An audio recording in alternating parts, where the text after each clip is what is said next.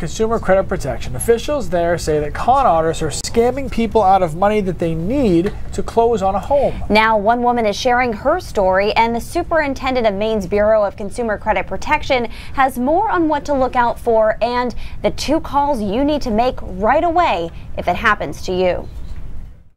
We were just so shocked. Building a dream home turned into a nightmare for Cassandra Bowen and her family. The graphic designer who works for the federal government was ready to move her family to Maine from Virginia to be closer to her parents. They found a lot in Woolwich before spring, signed a contract and got the financing in order. They broke ground in May, shortly after receiving clearance from the title company, which included this warning. Bowen says she saw that paperwork and filed it away. Now she wishes she had read it more closely. Everything actually was fine until closing day. From Virginia, Bowen worked with a Maine real estate agent. On July 19th, her agent received an email she thought was from the title company. It read in part, "Please inform the buyer that I will be sending the wire instructions and wire amount directly to them in a secured email to avoid any fraudulent interception." It was signed with the name of a woman she knew. They somehow knew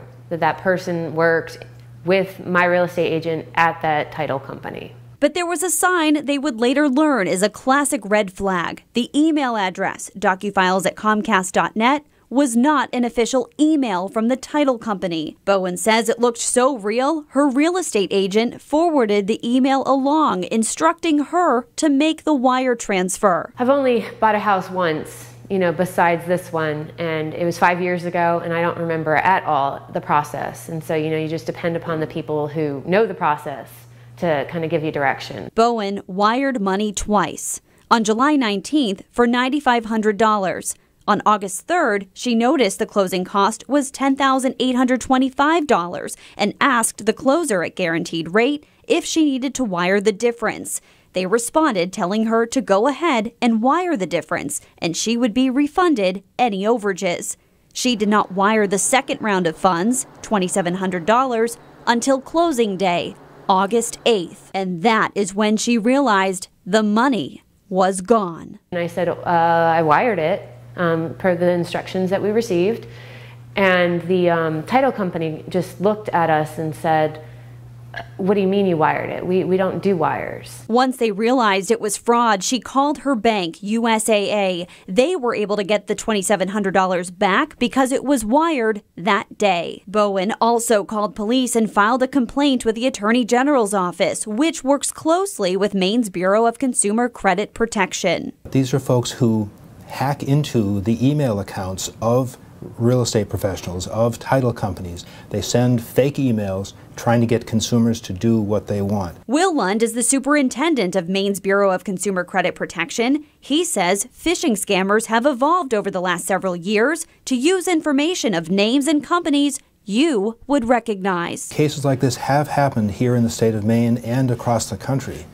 The FBI reported last year that it's close to $1 billion fraud, cyber fraud they call it, across the country. If you do fall victim to a phishing scam like this, Lund says report it to your bank and the FBI right away. Time is of the essence. Because if you report it within 12 to 24 hours, they may be able to reach into the money transfer system, the money wiring system, and recover the funds. He says the next call you should make is to your attorney. To make sure this doesn't happen to you, he says do not trust emails. Pick up the phone and call the lender or title company directly to confirm authenticity of any messages or information you receive. For those of us who buy a house once every 5 years or every 10 years or every 15 years, it's a new world, and we tend to rely on the advice given to us by the real estate professionals.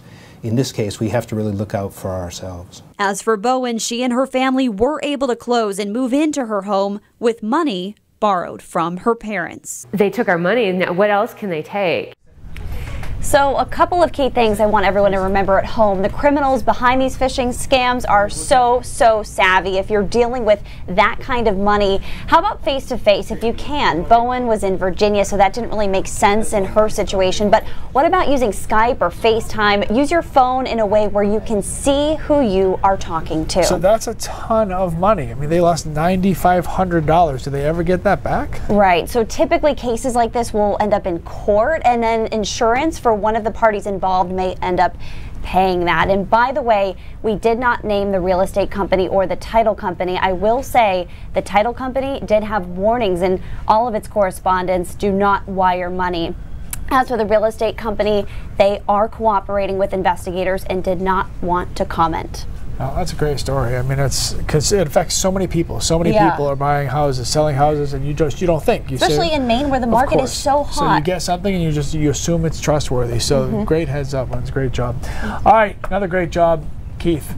He decided to come to work today, which is cool. How you feeling, brother? It's all about you. How you feeling? I showed up. You know, you don't get sick, but the rest of us get little kid germs, so that's where we're at. But we're doing all right. We're doing all right. All right, we got some rain over the past 24 hours. 3-4 inches of rain in some spots being reported on the rain gauge. You can see a lot of that coastal. We did need the rain. It should help with the drought. We'll get the latest drought monitor on Thursday morning. In the meantime, most of the showers are done. Just a couple of light ones over central Maine and to the south and southeast of Bangor. This is light stuff, though, and drying up generally as you head to the west. Saw a couple of breaks in the action as far as a little bit of sunshine over southern and southwestern Maine in through New Hampshire, and you'll see that correspond with the warmest temperatures in the 70s there. Most of us were overcast almost all day, but where we broke into sun, 75 in Sanford, 72 in Portland. The air mass is not actually that cool, just need a little sun to warm it up. Dew points also quite high, upper 60s in a lot of spots, so it's moist out there. It's not uncomfortable, but 75 over 67 is a little bit on the humid side. Overnight tonight we go partly cloudy. Tomorrow is kind of a split state day where the southern third of the state is going to be cloudier than the northern 2/3, where we're going to see more sunshine, especially to the north of, say, Rockland, and probably definitely to the north of Waterville and Bangor, a bit more sun there. Same deal on Thursday, where we see more clouds over southern Maine, more sun over northern Maine. All of us, though, roll into a nice looking Friday and the weekend. Guys, we'll talk about the weekend, and also, of course, we'll talk about Florence. It's a big national story. All that in just a few minutes. Perfect segue, Keith. So people from Maine are flying directly into the states that the Hurricane Florence is expected to hit. Chris Costa spoke with some of those people, and they joins us now live from the Portland International Jetport. Hey, Coco.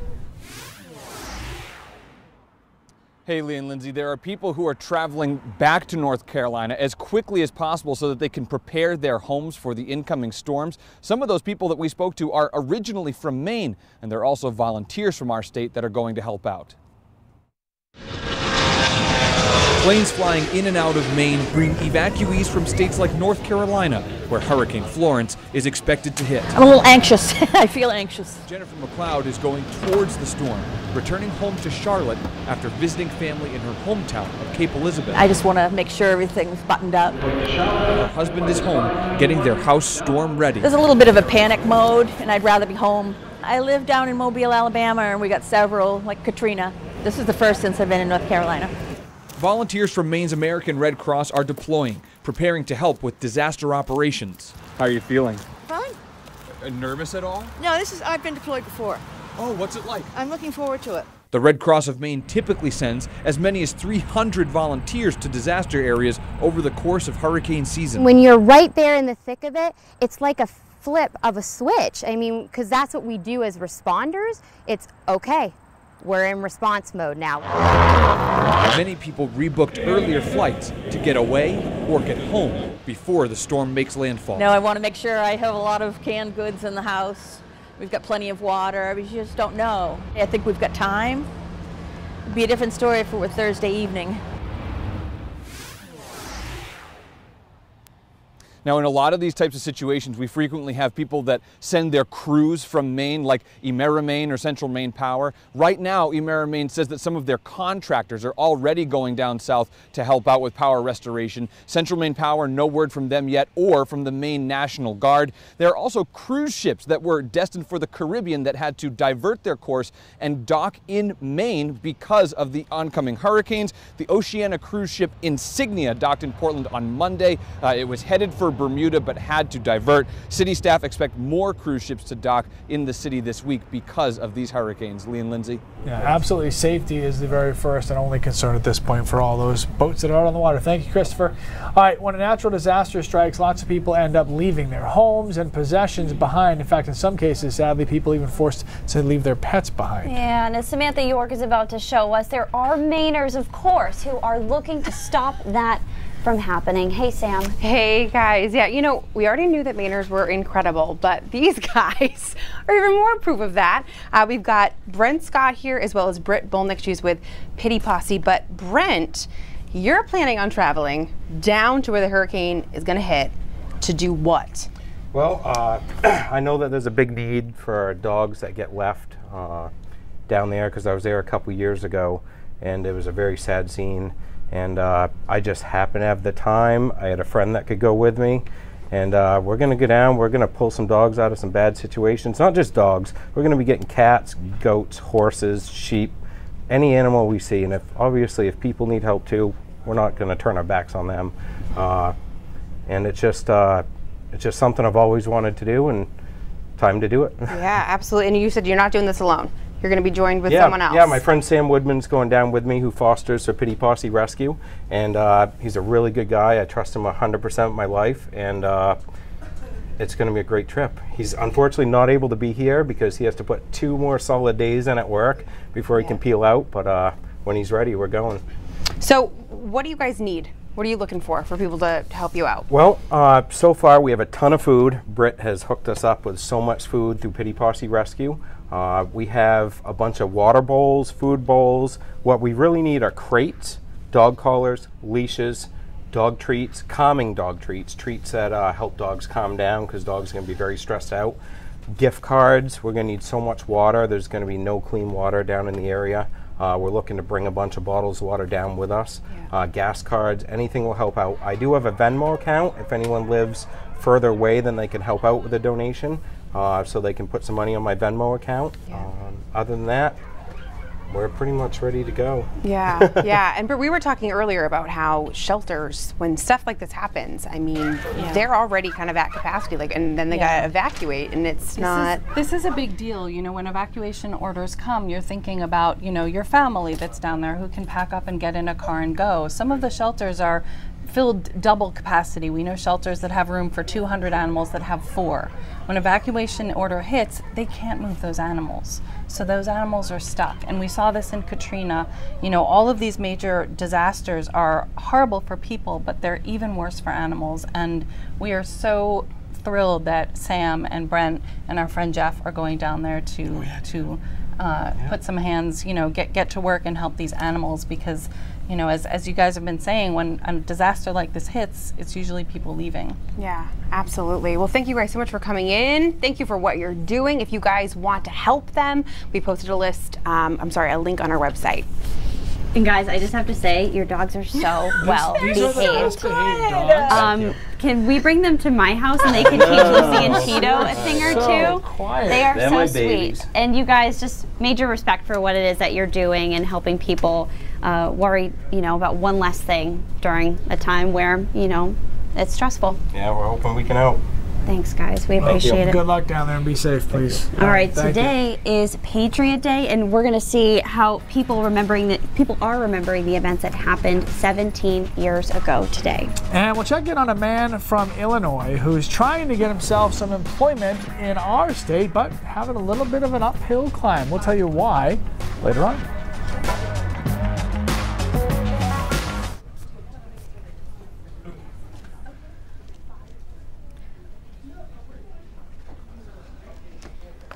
What's going on, everybody? What's going on? What's going on? Oh, thank you, thank you. So yeah, 17 years ago, I think it's a day that everybody remembers where they were, what they were doing, you know, when the attacks happened. Yep. Were you here? Oh, you were here, yeah. Yeah, I was here. Yep. I had just dropped my my oldest son off at preschool, and had my second oldest son with me, and went to my buddy's house. We had planned to have breakfast, so I went to his house, and we were sitting there watching the Today Show, and all of a sudden they cut to a shot of a plane had gone into one of the Twin Towers, and they weren't sure what was going on, and so we were just sitting there staring at that image. And then when the second plane hit the second tower, I actually left his house and ran to the preschool and grabbed Tyler, and just because obviously we still didn't know what was going on, but I wasn't about to wait and find out, so I just went and grabbed him and took him right out of preschool, and we just really huddled around television sets all day, and and that was so. It was so everything, but it was awful for people from Maine, because for one of the reasons for me was because the two of the attackers left from Portland, Maine. I mean, they went to it was through our airport that they started this whole thing, at least a couple of them, and so that was just really kind of sobering for us to be kind of thrust in the middle of all this. So NBC's Today Show had some really fascinating coverage leading up to the anniversary last week. I don't know if you saw any of it, but basically they talked to people who live in New York City and who lived near the attack site, and 17 years later are dealing with illness that they believe is related to being exposed to all that debris and the jet fuel that was burning and that sort of thing. And so, you know, obviously it was an event that changed history, but it continues to have this effect in so many different ways years and years later. I mean, it seems like it was so long ago, but it wasn't. You know, it's like because you can remember everything so vividly. Right. It doesn't feel like it was so long ago. Right. All right, today is September 11th and Patriot Day. Patriot Day is held in memory of the people killed in the September 11th attacks in 2001. We're taking a look now at some of the Snapchats from New York City to see how people are remembering those who lost their lives during the terrorist attacks.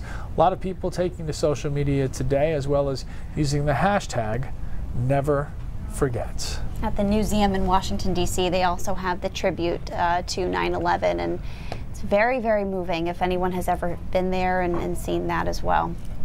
All right, we're going to take a break. When we come back, we will meet a skilled man who's having a very tough time finding a job, but he thinks there's a reason why. All right, that's okay, interesting. Keith also is back with his latest forecast. No, he's not looking for a job, too.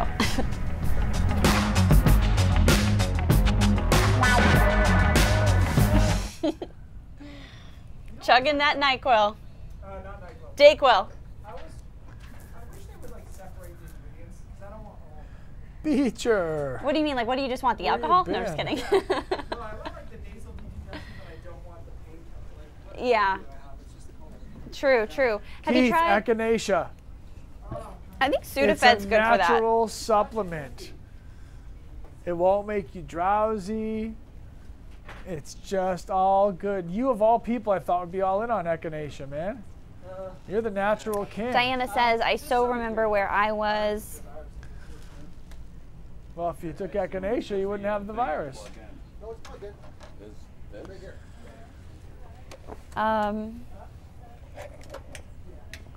Robert, are you watching from Florida? And oh, Diana, that's so sweet. She says, if you need rehoming for dogs, I have room. That's very sweet. And Phyllis says, thanks for caring for pets. That's very nice.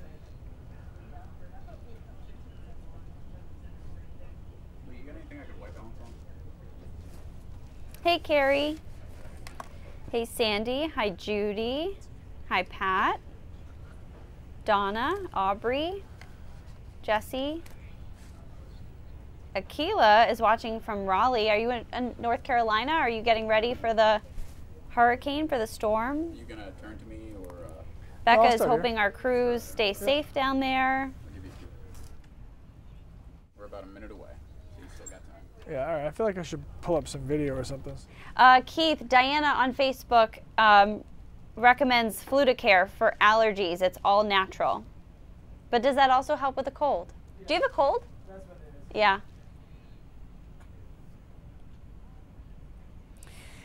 So, just a lot going on today. Yes.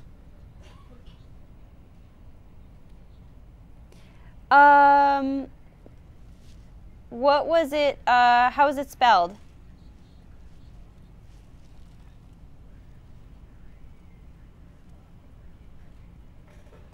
I Googled it right before the show.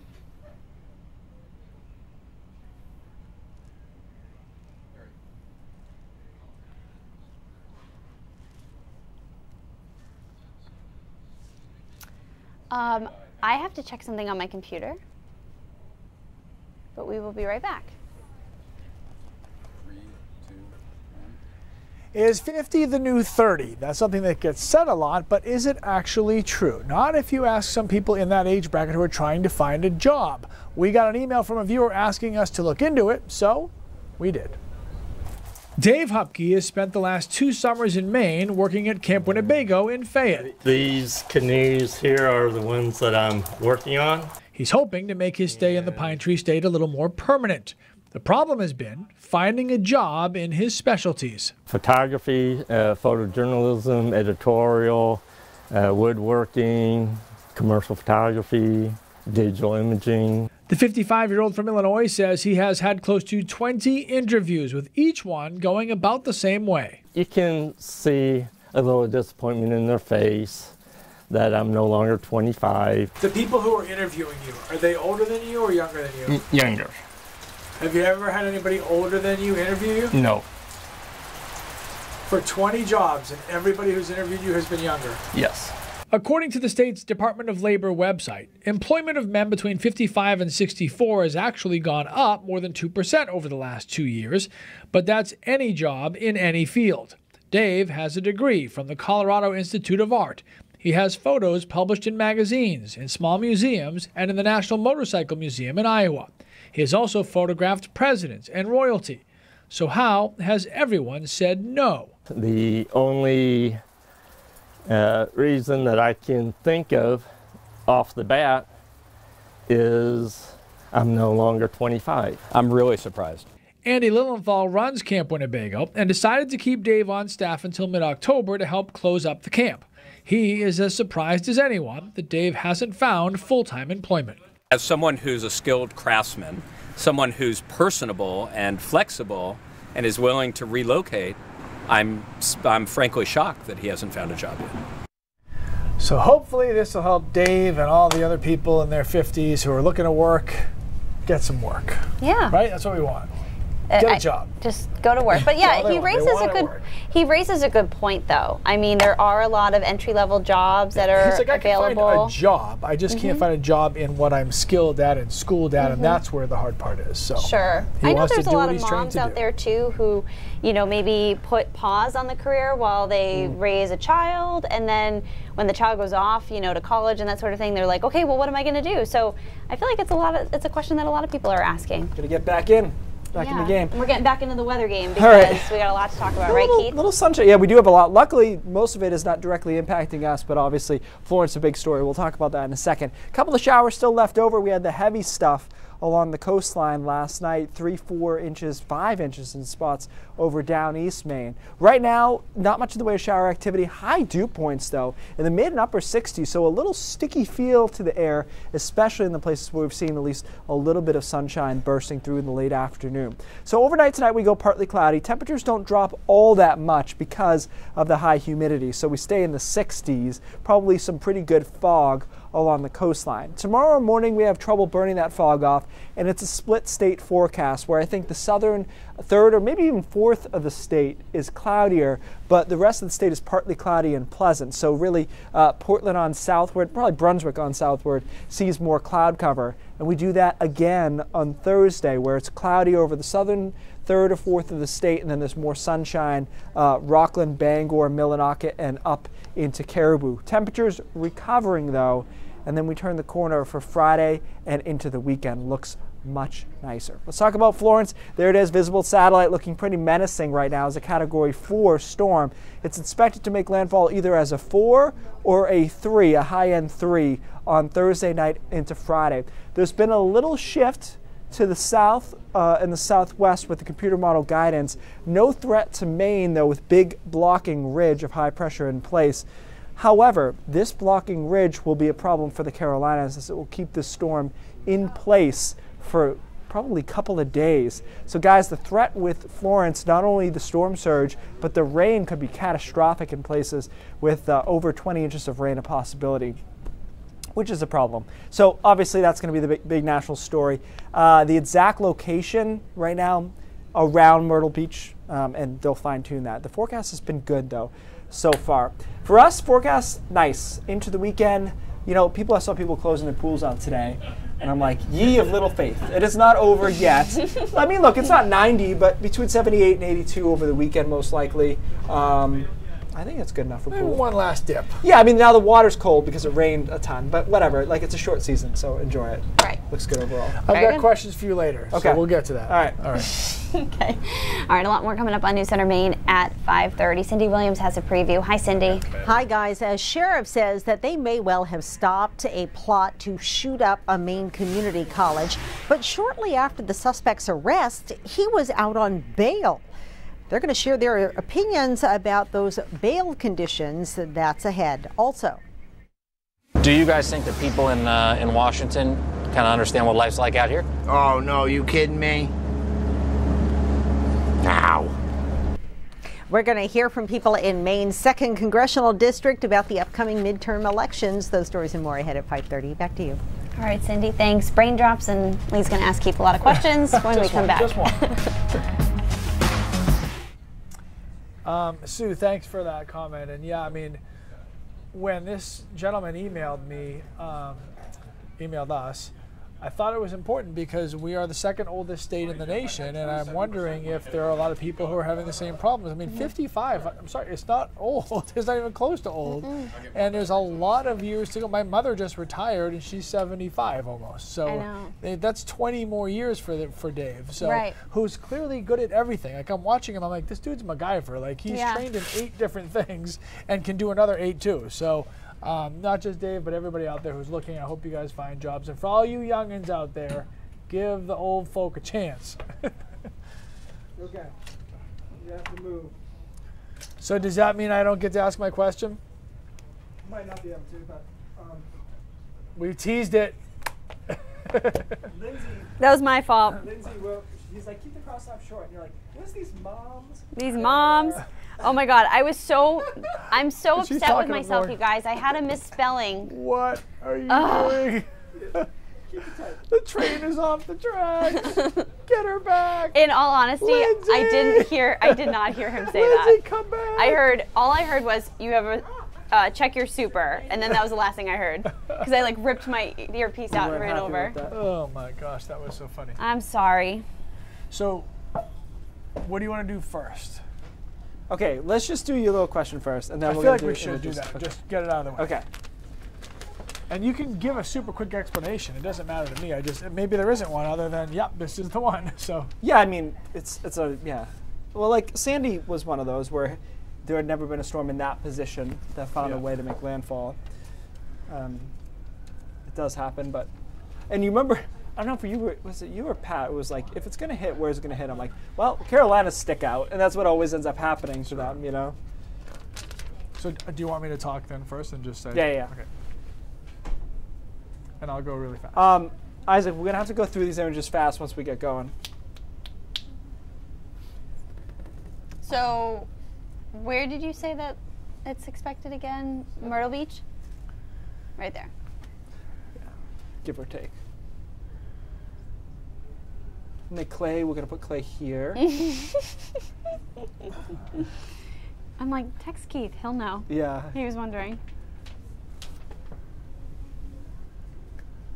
It was about a week ago, this storm started forming, and you're like, you know what? The storms that start here never make it to the East Coast. There's never been one. Obviously, now we're going to have one. Yeah, it's 25 north, 50 west. Any storm that's been within 200 miles of that has never approached the United States until Florence. And Florence, I want to show you a couple of satellite images as of this morning. There it is on the visible satellite. Let's go to the next one. GO-16 is the new satellite we launched last fall. All kinds of cool stuff here. This is the infrared, so it shows you the heat content in the storms. Let's go to the next one. I like looking at all different ways. This is air mass, so it shows you dry air wrapped on the east side of Florence, but plenty of moisture out ahead of it. And my personal favorite, true color. Let's go to the true color. That one is the best one. When you zoom in on it, it's what it actually looks like from space. This thing looks pretty intense. Obviously going to be a big story for the Carolinas going forward. It's been a while since they've gotten a Cat 4 right in there. These things are so beautiful from far away, and they cause so much damage. Yeah. You know, it's too bad. Awe-inspiring in their own way. We'll see what happens with this one. 20 inches of rain. Yeah. You should have made it 5:30. Starts right now. I told Clay to go to a specific beach. Bye, guys. And I'm like, See you tomorrow. We might never see you again, but the live shots will be great. Thanks, Keith. That's what I want to hear. Can we get Clay to up his life insurance?